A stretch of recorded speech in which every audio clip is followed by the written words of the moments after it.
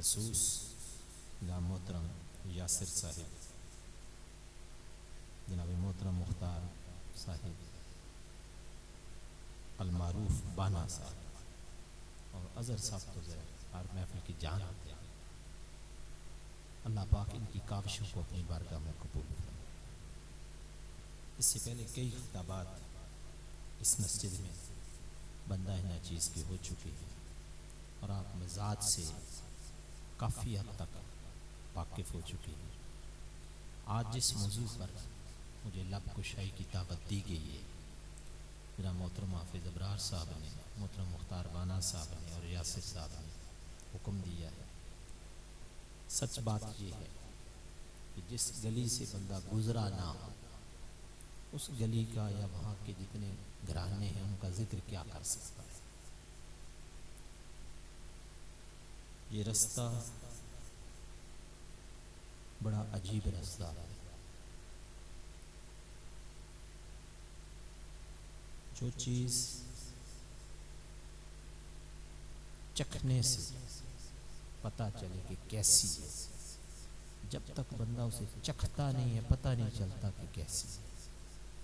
आपके सामने चीज़ बड़ी है तो बंदा लाख तारीफ़ें करता फिरे ना, ये चीज़ कड़वी है, ये चीज़ मीठी है, ये तुर्श है, ये नमकीन है, तो बताएं आपको पता चल जाएगा? कभी पता नहीं चलता।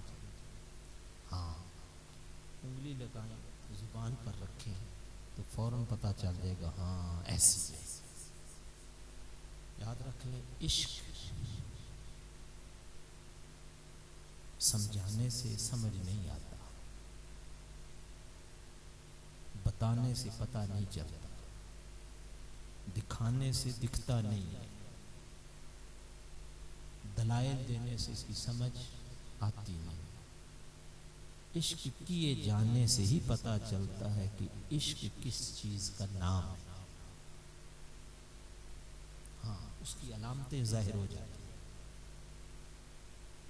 इश्क की बाज़ अलामतें उस बंदे आशिक से जाहिर हो जाती हैं और लोग देख कर बता देते हैं कि ये आशिक है। जब तक अलामतें जाहिर ना हो तो दिल की एक कैफियत है, उसका नाम अलामतों से पता चलता है। उस पर एक शेर भी था, जब बैतबाजी करते थे कॉलेज में, उस वक्त मैं भी ये शेर अपना एक थोड़ा ऐड करके मिला के पढ़ा करता था, एक मजाक करते थे। उसमें शायर ने कहा कि इश्क और मुश्क, इश्क और मुश्क छुपाए कब छुपते हैं सपरा। सपरा शायर का तखल्लुस है। इश्क और मुश्क छुपाए कब छुपते हैं सपरा, होंठ सी लोगे तो आंखों से चनाब आएगा। चनाब दरिया चनाब, यानी आंखों से इतना पानी निकलेगा, इतने आंसू बह जाएंगे कि बंदा होंठ तो सी सकता है, क्या आंखों को भी छिपा देगा, आंखों को भी सी लेगा, आंखों का पानी बता देगा कि इसमें मोहब्बत है।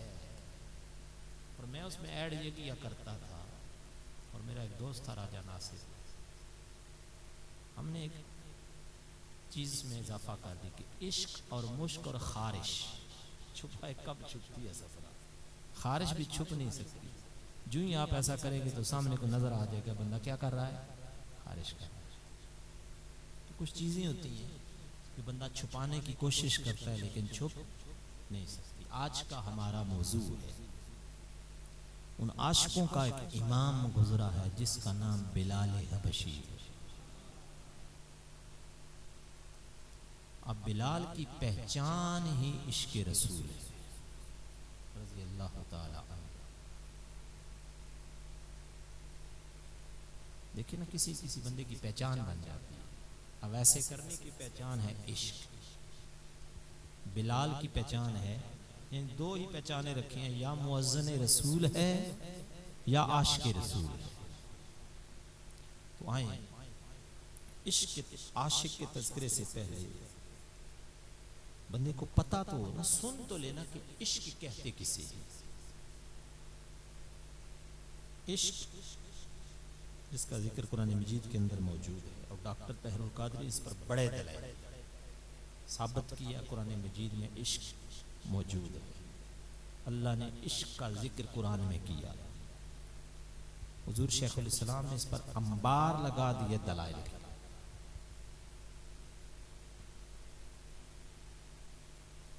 इश्क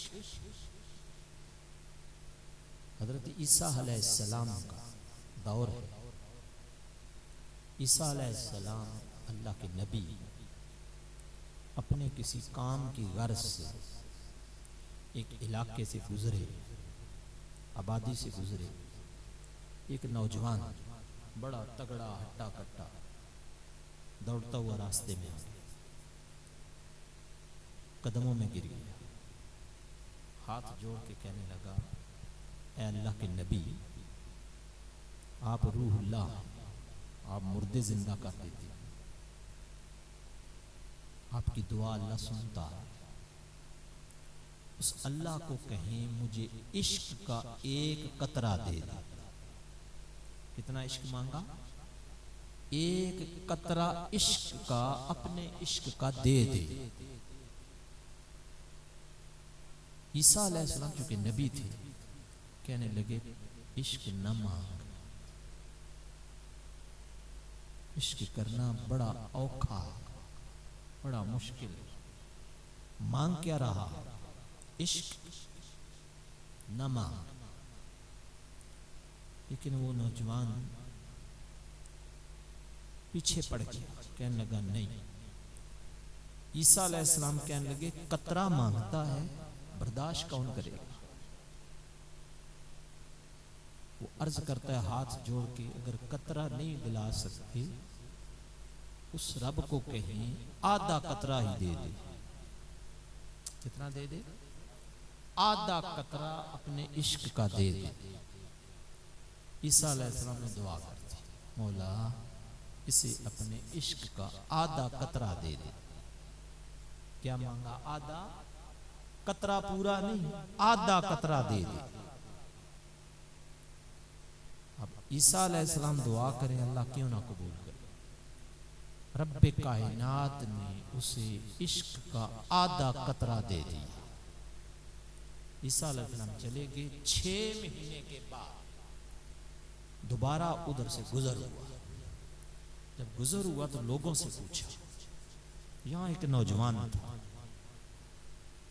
वो किधर गया? उसके बारे में मालूम किया। अब जी चाहा कि आशिक को मिल लो, जिसे कितना इश्क मिला है? आधा कतरा इश्क का मिला। अल्लाह का पैगंबर ख्वाहिश जाहिर करता है कि अल्लाह के उस आशिक से मुलाकात कर। लोगों से जब पूछने लगे तो किसी ने बताया कि वो जंगल की तरफ, पता नहीं उसे क्या हुआ था, तकरीबन 6 महीने हो गए, उसका दिमाग फिर गया है, वो पागल हो गया, चीखता धाड़ता चिल्लाता हुआ जंगल की तरफ भाग गया था। बस जंगल में किसी किसी चरवाहे को नजर आ जाता, वैसे आबादियों में वो आता नहीं। लोगों से दूर हट गया, ना उसे लिबास की खबर, ना अपनी जात की खबर, ना खाने की खबर, ना पीने का होश। उसे तो पता ही नहीं चलता वो नंगा है या लिबास उसके बदन पर है। ईसा अलैहिस्सलाम कह लगे हाँ मैंने उसी से मिलना है। जंगल की तरफ चले, मौला से पूछा, मौला वो कहाँ मिलेगा? वो तेरा आशिक है और मैं तेरे आशिक से मिलना चाहता हूँ। अल्लाह पाक ने कहा, ऐ ईसा उस पहाड़ के ऊपर आ जा, वहां वो तुझे मिल जाएगा। अब ईसा अलैहिस्सलाम पहाड़ पर चढ़े, क्या देखते हैं कि वो नौजवान आसमान की तरफ देख रहा है, टिकटिकी बांधे हुए, आंख भी नहीं झपक रहा, सुख सुख के बिल्कुल तीला बना हुआ, न खाने का होश, न पीने का होश, न सोने का होश, न जागने का होश। बस आसमां की तरफ तक रहा है, निगाह रुकी हुई है, जलवा कोई उसे नजर आ रहा है, उसी में गर्क है। ईसा अलैहिस्सलाम उसके पास जाके कहने लगे, अस्सलाम वालेकुम। वो नहीं बोला। ईसा अलैहिस्सलाम से पूछने बता भी तेरा क्या हाल है, नहीं बोला। आपने पकड़ा और पकड़ के हिलाया और उधर देखा जिधर वो तक रहा था कि देख क्या रहा। रब्बे कायनात ने फरमाया ईसा ऐ मेरे नबी, ऐ मेरे प्यारे, तू इसे बुला रहा है, इसे हिला रहा है। मैं तुझे कसम खा के कहता हूं कि अगर आरे से चीर भी दिया जाए तो इसे खबर नहीं होगी इसके साथ क्या हो रहा है। इसे आशिक कहते हैं और इश्क कहते हैं। जिसे इश्क का अंदाजा करें, अब सवाल है जहां जो ज़हन छोड़ के जा रहा हो, जिसे इश्क का आधा कतरा मिला हो, उस आशिक का ये हाल है कि आरे से चीर भी दिया जाए रब कहता है तो उसे कोई खबर नहीं होगी। बताएं उस हुसैन इब्ने अली का हाल क्या होगा जो इश्क के समंदर पी गया। आधा कतरे पीने वाले का ये हाल है आशिक का। तो जो समंदर पी गया इश्क का, जिसे समंदर अता हो गया, उस हुसैन इब्ने अली का इश्क का हाल क्या। वो अल्लाह के आशिक थे। हज़रात गिरामी का शेख मंसूर हल्लाज, हुजूर की उम्मत का एक वली, शेख मंसूर हल्लाज, बगदाद में शेख मंसूर हल्लाज मौजूद है। हजरत अबू बकर शिबली को पता चला कि लोग आज मंसूर को मार रहे। ये दो हस्तियां थी उस जमाने में जो समझती थी कि मंसूर कौन है, कैसा है। मौलवियों ने फतवे दे दिए, उलमा ने, उस फतवों की जद में मंसूर आ गया।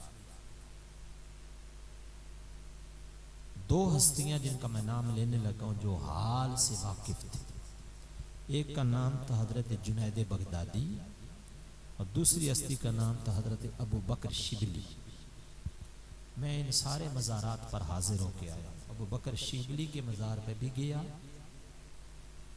जुनैद बगदादी के मज़ार पे भी गया। मंसूर हल्लाज के बारे में अबू बकर शिबली को पता चला। ये सरकार गौसे आज़म के भी शयूख में से, उनके पीरों के पीर, उनके पीर, उनके पीर, फिर उनके पीर हजरत अबू बकर शिबली। उन्हें पता चला कि मंसूर को आज पकड़ लिया गया और सजा के तौर पर लोग उसे पत्थर मार रही। हजरत अबू बकर शिबली गए, क्या देखते हैं कि मंसूर बंधा हुआ है और लोग उसे पत्थर मार रहे हैं। और जो बंदा भी पत्थर मारता है, मंसूर को पत्थर लगता है, मंसूर मुस्कुरा देता है, हंसता है, आगे से मुस्कुराता है। उधर उलमा खड़े, फतवे हाथों में है। उन्होंने देखा अबू बकर आ गए, अबू बकर शिबली आ गए। उन्होंने फतवा पढ़ाए कि मंसूर अनल हक कहता है, इस पे कुफर का फतवा लगता है, इसको संसार किया जाए, पत्थर मारे जाए। अबू बकर शिबली कहते हैं अच्छा मेरा एक सवाल था जो मैं मंसूर से पूछ। उन्होंने कहा नहीं पहले पत्थर मार। अब अबू बकर शिबली मारना नहीं चाहते, जानते हैं कि मंसूर कौन है। बाकी दुनिया अंधी थी, उन्हें खबर ना थी कि वक्त का कलंदर, अल्लाह का आशिक, नबी का आशिक, इस पे क्या बीत रही है। लेकिन या जुनैद जानते थे या अबू बकर जानते थे। शिबली जानते थे कि मंसूर कौन है, नहीं मारना चाहते। मौलवियों ने कहा शरा का मसला है। उन्होंने कहा अच्छा अगर शरा का है तो मैं शरीयत को पूरा कर देता हूं। हर एक का बड़ा पत्थर भी मंसूर खाता है, हंस पड़ता है। अबू बकर शिबली ने शरीयत पूरी करने के लिए छोटा सा कंकर उठाया, छोटा सा पत्थर तलाश करके उठाया कि मंसूर को ज्यादा ना लगे। उठा के फेंका, मारा। मंसूर हल्लाज को पत्थर लगा, चीख बुलंद की, कहने लगे अबू बकर तूने ये नहीं करना था, ये तूने क्यों मार डाला।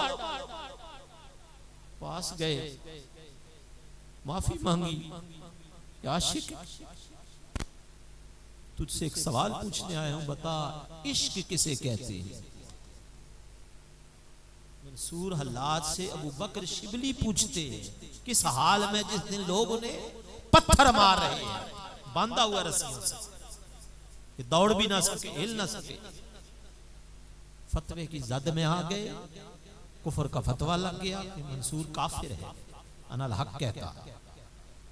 हजरात गिरामी कद्र, उस वक्त के खलीफा का बेटा बीमार हुआ, मंसूर का मुकाम देखा। तबीबों ने कहा जब तक इसे सेब नहीं खिलाया जाएगा नहीं ठीक हो सकता, सेबों का मौसम नहीं है। बादशाह वक्त है, खलीफा वक्त है, कहता है मुझे सेब चाहिए, बेमौसम ला दो। किसी ने तंज करते हुए कहा बेमौसम अगर कोई सेब ला सकता है तो सिर्फ मंसूर हल्लाज ला सकता है। कहा गया जाओ पकड़ लो मंसूर हल्लाज किधर है, बुलाओ। मंसूर हल्लाज को बुलाया गया, उन्हें दरबार में पेश कर दिया गया। खलीफा वक्त हाथ जोड़े, उसके बेटे पे बनी थी ना, बेटा उसका मर रहा था। तबीबों ने कहा सेब चाहिए, उसने हाथ जोड़े, कहा मंसूर मेरे बेटे को देख, मेरा पुत्र मर जाएगा, तेरे हाथ में इसकी जिंदगी और मौत है। मंसूर पूछता है मेरे हाथ में कैसे। खलीफा कहता है एक सेब कहीं से मंगवा दे, मेरे बेटे की जिंदगी बच जाएगी। मंसूर ने कहा बस एक सेब मैं ला देता हूं। हाथ बढ़ा, वापस सेब हाथ में था, तड़प गया। दरबार सारा हैरान रह गया कि जब मंसूर लाए गए थे तो हाथ में कुछ न था, खाली था, अब ये सेब हाथ में कैसे आ गया। खलीफा पूछता है अच्छा काटूं, बता सेब तू लाया कहां से। मंसूर कहने लगा जन्नत से ले आया हूं। जब सेब काटा गया उसके अंदर कीड़ा था। मौलवी बोल पड़े, कहा जन्नत के सेब में कीड़ा कैसे हो सकता है। नहीं है। मंसूर ने कहा वाकई नहीं था, जब जन्नत में था कीड़ा न था, वहां बाकी था, यहां आया फानी बना, फानी में कीड़ा होता, इसलिए कीड़ा पैदा कर दिया गया।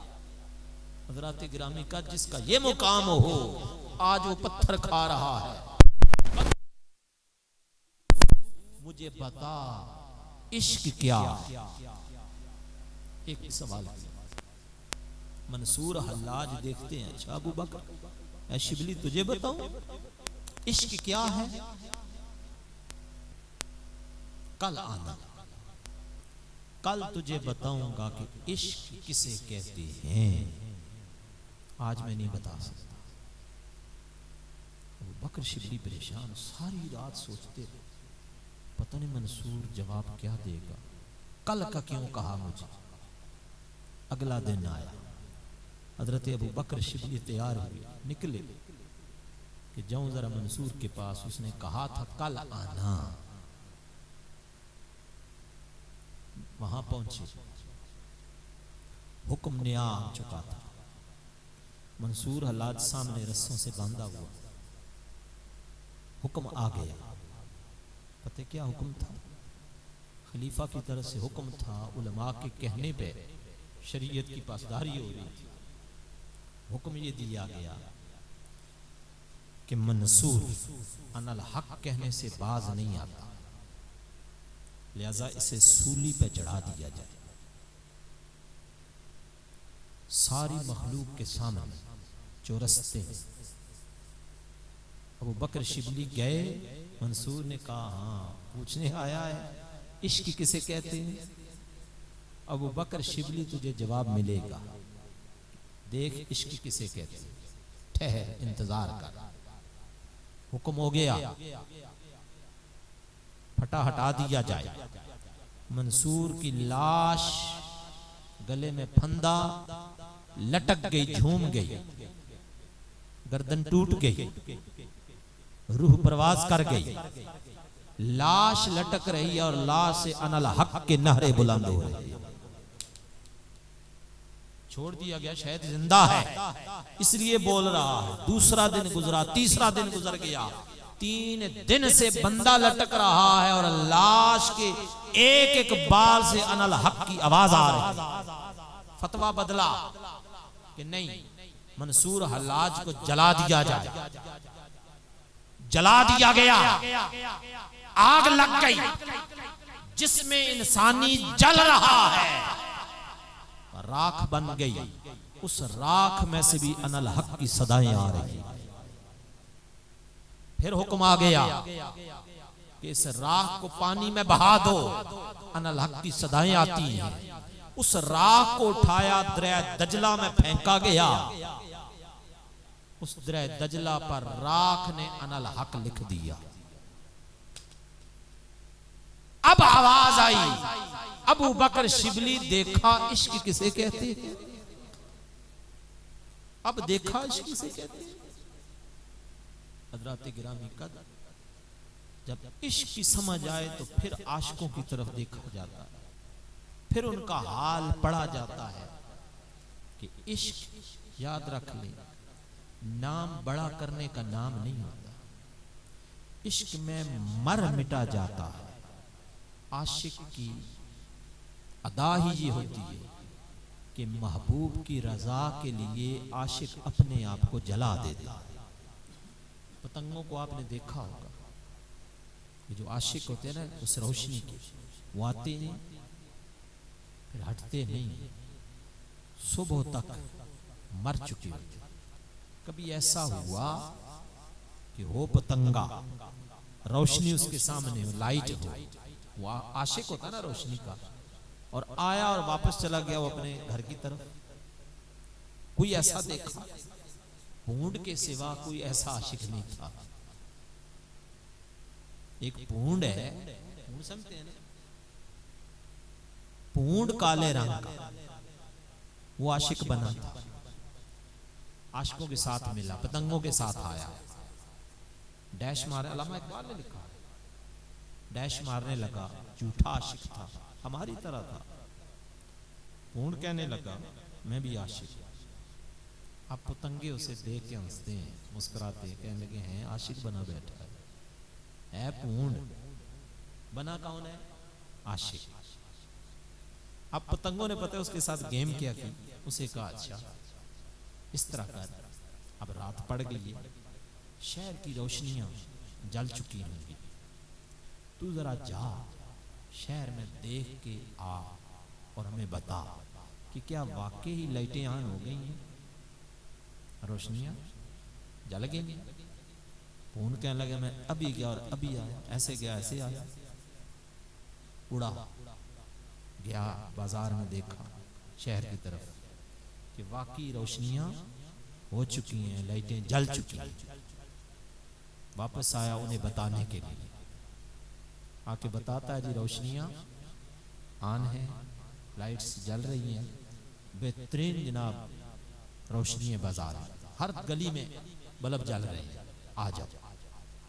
वो पतंगे कहने लगे है आशिक, कैसा आशिक था कि गया भी, रोशनी देखी भी और वापस भी आ गया। इसका मतलब है तू सच्चा आशिक नहीं है। अगर आशिक होता ना तो रोशनी देख के वापस कभी भी ना आता।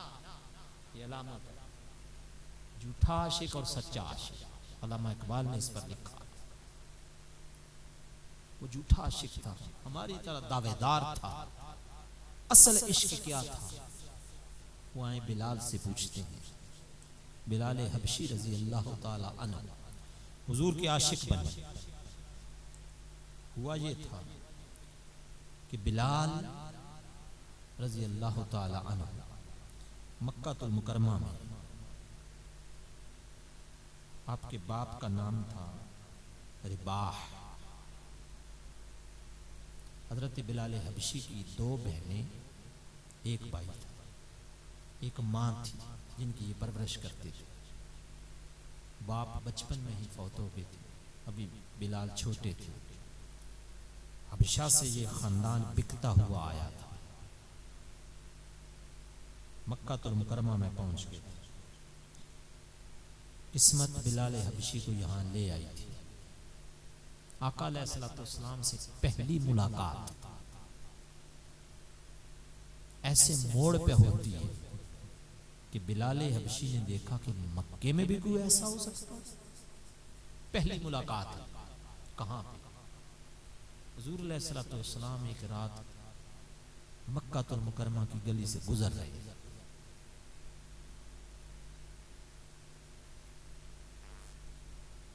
एक दरवाजा सामने देखा।